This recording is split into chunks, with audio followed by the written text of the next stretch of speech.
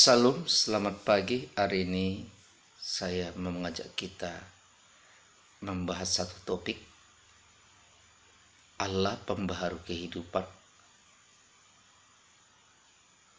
Di dalam 2 Korintus 5:17 dikatakan, barang siapa yang ada di dalam Kristus, dia adalah ciptaan baru.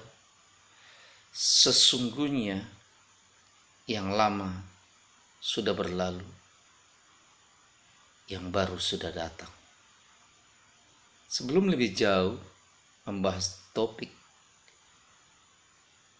Allah pembaharu kehidupan, mari kita terlebih dahulu komparasikan atau bandingkan kehidupan manusia lama dengan kehidupan manusia baru.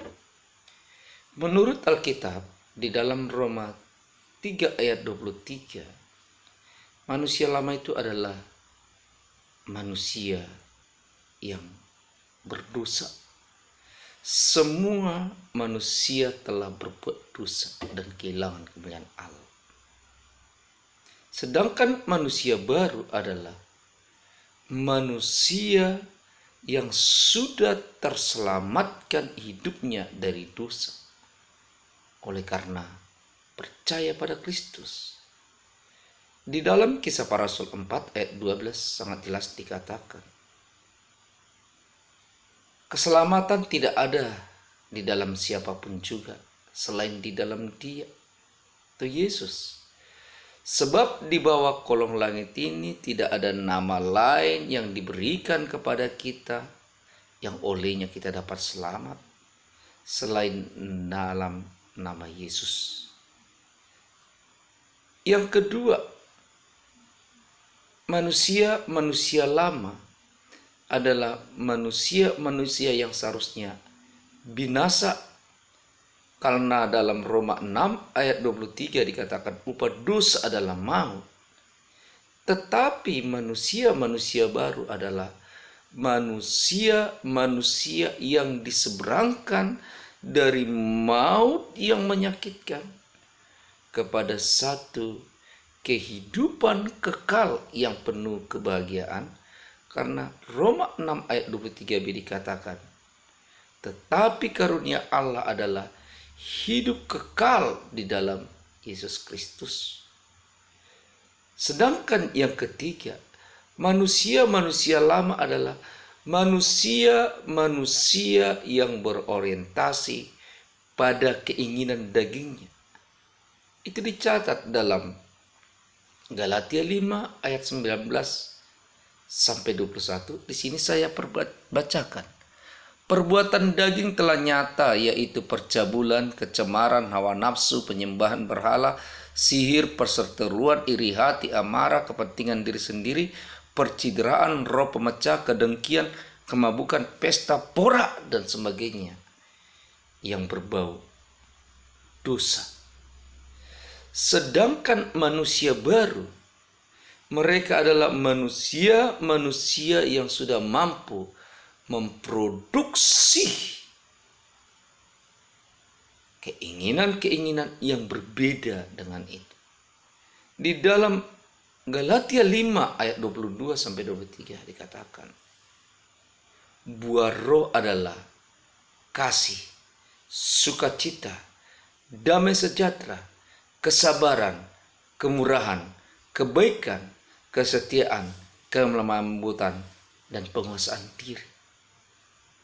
Untuk bisa menjadi manusia baru menurut standar Allah atau menurut standar Alkitab, khususnya yang dijabarkan di dalam Perjanjian Baru, syarat pertama adalah manusia harus percaya kepada Kristus. Bukan hanya percaya, tetapi menerima Yesus sebagai Tuhan dan Juru Selamatnya, di mana dia hidup di dalam Yesus dan Yesus juga hidup di dalam dia. Dan yang kedua, manusia baru adalah manusia yang sudah menerima anugerah Roh Kudus dalam kehidupannya, sehingga kehidupan lamanya berubah dan berganti dengan kehidupan baru. Cara umum untuk dunia, karya Roh Kudus yang paling penting dicatat di dalam Yohanes 16 ayat 8. Karya Roh Kudus di dalam dunia menurut Yohanes 16 ayat 8 ada 3. Pertama, menginsafkan dunia akan dosa, bahaya dosa, dan ternyata manusia adalah manusia berdosa. Menginsafkan manusia apabila dosa tidak diselesaikan, bencana maut akibatnya. Yang kedua, menginsafkan manusia akan kebenaran. Ada satu standar yang diberikan Allah melalui kebenaran-kebenaran firman-Nya, dan manusia perlu menghargai kebenaran itu serta hidup di dalam kebenaran itu. Yang ketiga, menginsafkan manusia akan penghakiman. Ada keadilan, hukum bagi yang berdosa, dan keselamatan bagi orang-orang yang sudah percaya. Sedangkan secara khusus untuk orang-orang percaya, ada paling tidak 6 karya yang dilakukan oleh Roh Kudus. Pertama, dicatat dalam Efesus 1 ayat 13 sampai 14 bahwa Roh Kudus memeteraikan setiap orang-orang percaya, dan materai itu adalah sebagai tanda yang tidak bisa digagalkan siapapun bahwa semua orang percaya sudah dimateraikan Roh Kudus sebagai milik Allah. Tidak ada yang bisa menggugat, termasuk hukum dunia tidak bisa menggugat. Ketika dunia berkata bagaimana mereka orang berdosa, penjahat yang tersalib jadi milik Allah, Tuhan yang Allah Roh Kudus yang memeteraikan. Tuhan tidak memandang seberapa hitam latar belakang. Jika engkau percaya dan menerima Yesus sebagai Tuhan dan Juru Selamat, oleh Roh Kudus kau dimateraikan sebagai milik Allah. Dan yang kedua, di dalam Yohanes 14 ayat 16 sampai 17 dikatakan oleh Yesus sendiri bahwa Roh Kudus itu akan menjadi penolong bagi setiap orang percaya dan akan menyertainya senantiasa sampai pada akhir kehidupan. Pertolongan Roh Kudus itu nyata dalam kehidupan orang percaya. Roh Kudus akan menjadi pengantara, menjadi imam yang menyampaikan doa-doa orang percaya kehadiran Allah di tempat maha tinggi. Dan penyertaan Roh Kudus juga sangat diperlukan setiap orang percaya. Karena Tuhan Yesus berkata bahwa ketika kita percaya kepada Dia, dunia akan sering sekali memusuhi kita. Bahkan ada orang yang menganggap dirinya sedang beribadah, sedang mengabdi kepada Allah, ketika dia melakukan tekanan-tekanan, intimidasi-intimidasi, persekusi-persekusi, bahkan pembunuhan terhadap orang percaya. Terkadang orang percaya dibiarkan mengalami keadaan yang begitu berat. Tetapi oleh Roh Kudus, orang percaya akan mampu berkata seperti Daud, sekalipun aku ada dalam lembah kekelaman, aku tidak takut bahaya.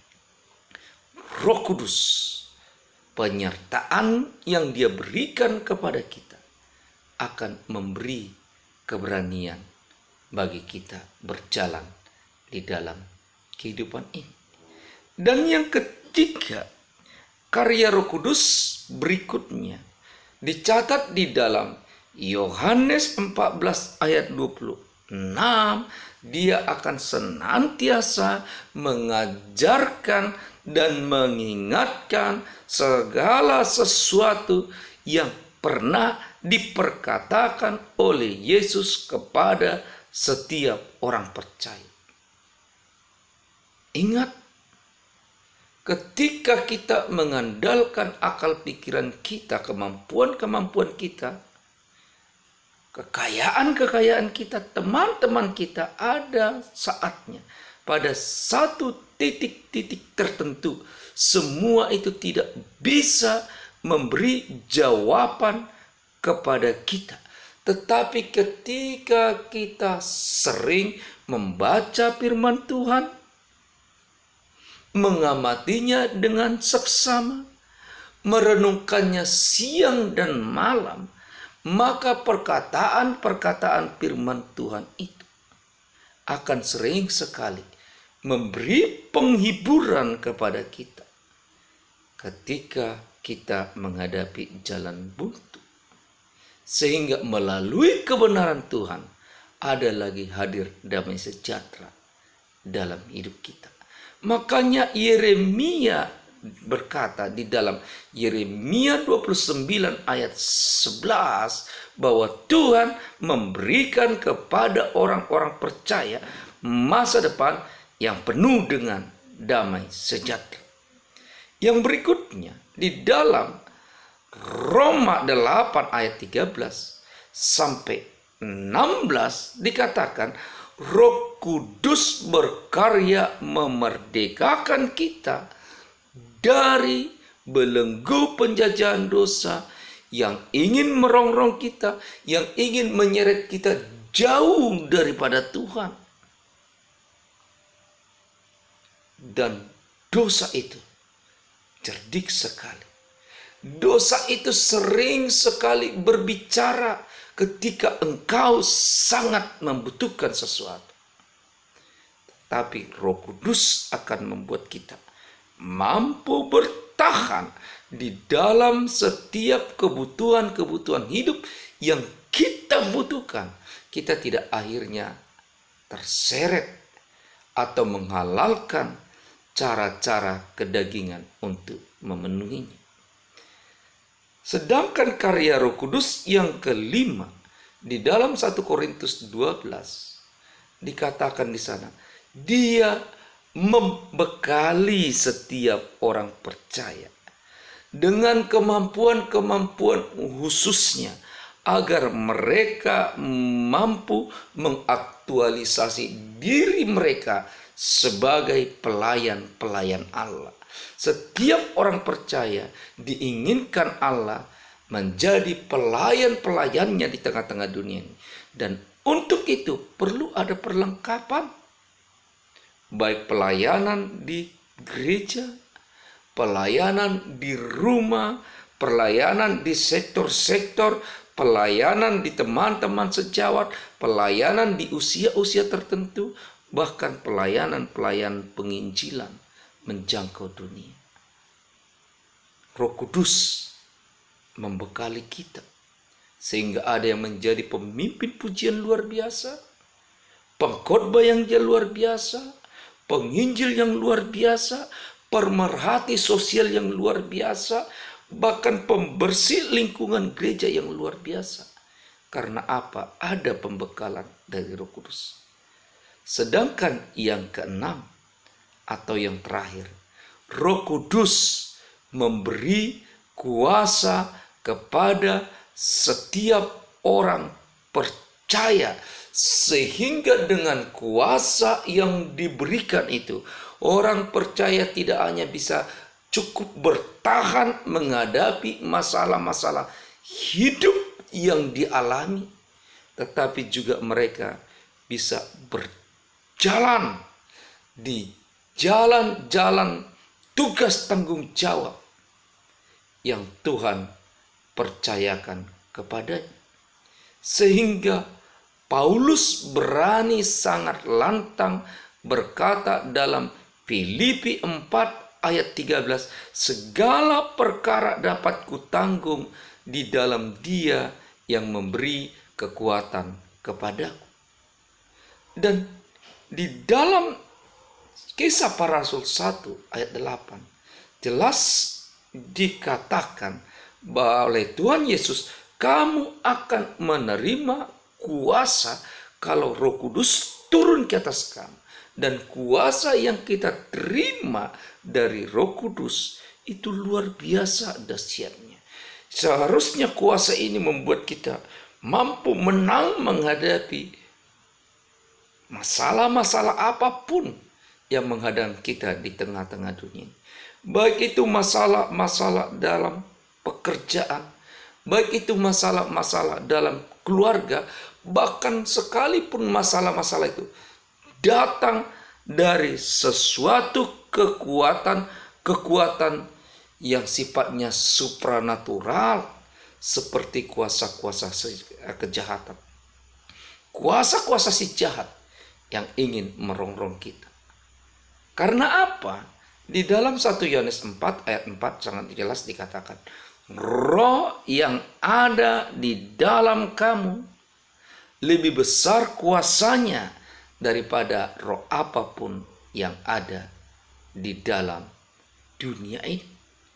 Dan roh ini akan memampukan kita menghadapi segala kuasa-kuasa yang ingin merongrong kita.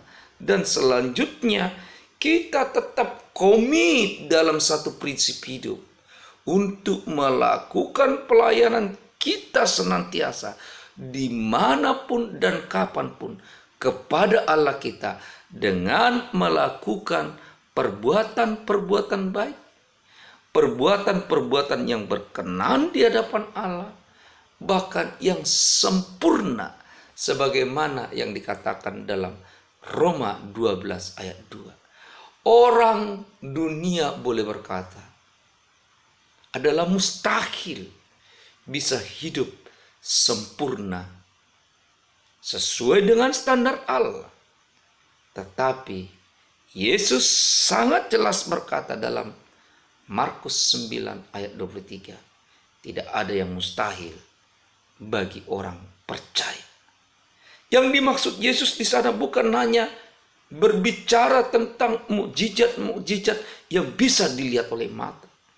Ketika kita sakit, kita sembuh karena kuasa itu.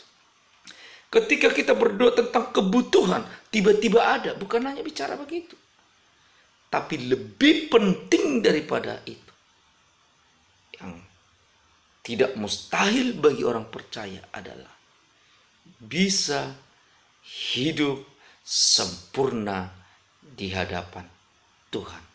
Percayalah, Allah Roh Kudus sudah diberikan pada kita, dan dengan pertolongannya kita akan bisa tampil menjadi pribadi-pribadi yang sempurna di hadapan Tuhan, menjadi pribadi-pribadi yang ideal mengalami pembaharuan yang daripada Tuhan kita. Kiranya Tuhan memberkati kita. Selamat pagi. Salam.